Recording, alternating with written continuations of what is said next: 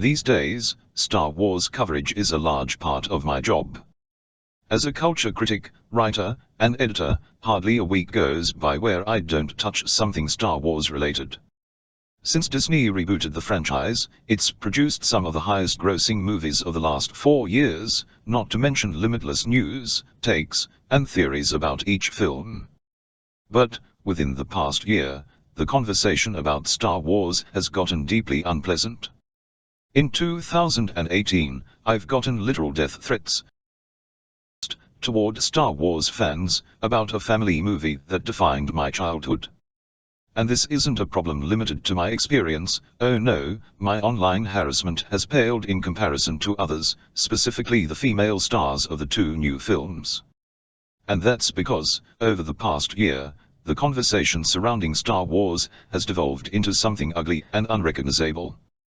Whereas the vocal majority of Star Wars fans were once simply passionate people who cosplay and debate the logistics of a Kessel Run, they've now been overpowered, on the internet, at least.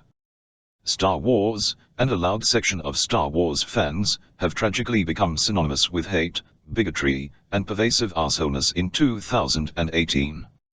From various sinister online campaigns, to racist and misogynistic attacks on actors, to bafflingly stupid takes and interpretations of the film, The Last Jedi inspired the worst impulses of a far-right movement that's taking hold of the internet and extending its influence into the real world. The hate began almost immediately after The Last Jedi hit theaters to positive reviews from critics. Days after the movie was released, Rotten Tomatoes was swarmed with negative reviews, marking the biggest disparity between fans and critics in the history of the franchise. As of this week, the film has a 91% from critics and a 45% from fans. While many of the fans have legitimate concerns with the actual filmmaking, many of these audience reviews are coming from a different place, like this comparatively tame one I pulled at random from the first page of Rotten Tomatoes. I'm still lamenting over how terrible this movie was. I have to pretend I never saw it, just to get me through the day. We're not buying your political agenda.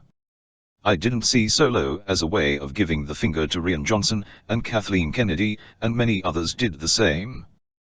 This became the narrative surrounding Star Wars and the rejection of The Last Jedi throughout 2018. Emboldened members of the far-right used Star Wars as another easy target for online hatred.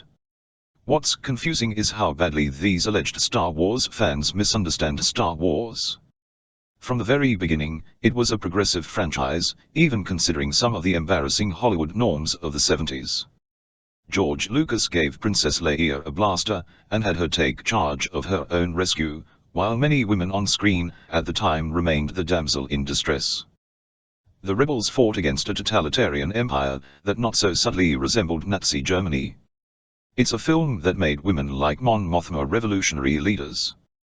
This film was, at least for genre films of its time, wildly progressive in terms of representation and ideas. Yet, somehow in 2018, simply including women and actors of color in the Star Wars universe is pushing a political agenda. That is not a political statement, it's the franchise attempting to lead the way into a modern era of movies. Event.